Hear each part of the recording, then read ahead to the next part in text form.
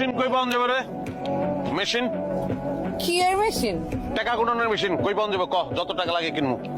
টাকা গুননের মেশিন দিয়ে আপনি কি করেন? ওই বেটা, খালি হাতে এত টাকা গুণন যায় নাকি? টাকা গুনতে গুনতে আমার আঙ্গুল বাঙ্গুল সব ব্যথা হয়ে গেছে। মেশিন লাগবো একটা।